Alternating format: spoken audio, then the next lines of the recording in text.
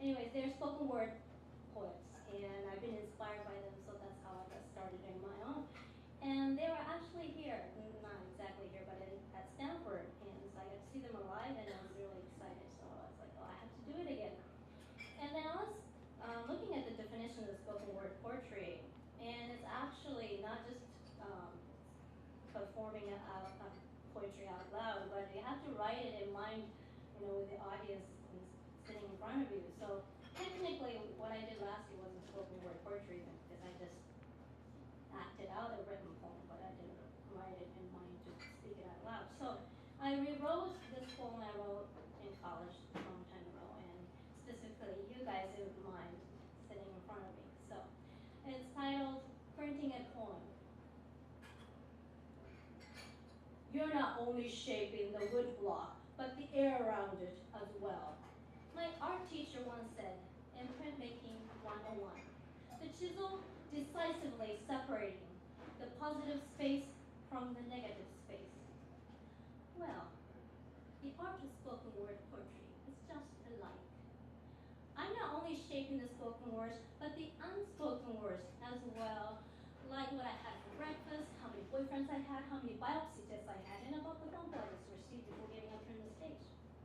And there's a clear-cut reason for speaking as well as for not speaking, like it's not quite relevant, or it's too personal, it's too painful, or I don't know how to put it into words yet. And some things are better unsaid, so you can work your imagination.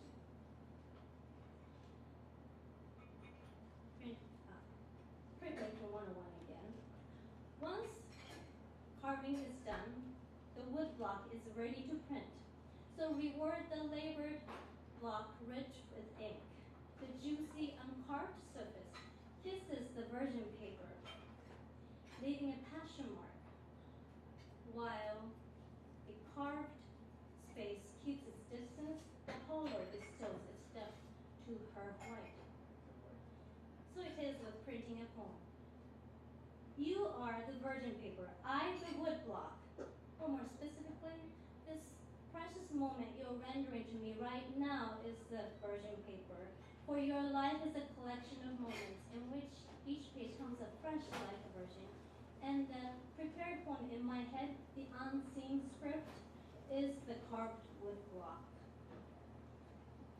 And my voice, my motion, my presence here are the ink, and my emotion and my energy are its colors. So your shared existence and my solid presence here, presence meet here, only once in this exact manner. Printmaking 101 again.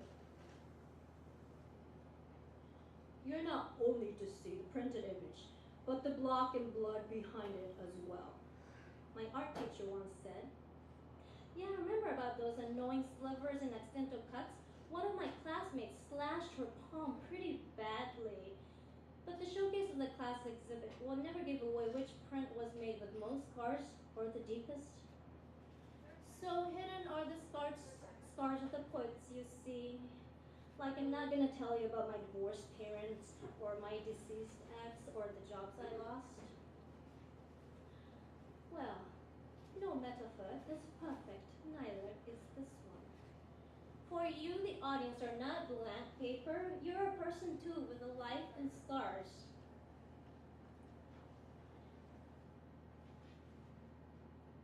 And printing a poem like this makes me feel extremely raw. It's so different from just posting a poem on my wall or my blog. I, the wood block body, facing the faces of real people with bodies, blood, and scars. Your scars might be deeper than mine. Your unspoken words might be louder than mine. Your pages might be thicker than my block.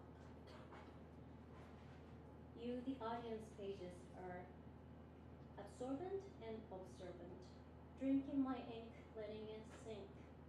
My unspoken words and hidden scars may penetrate and resonate with yours deep down unknown.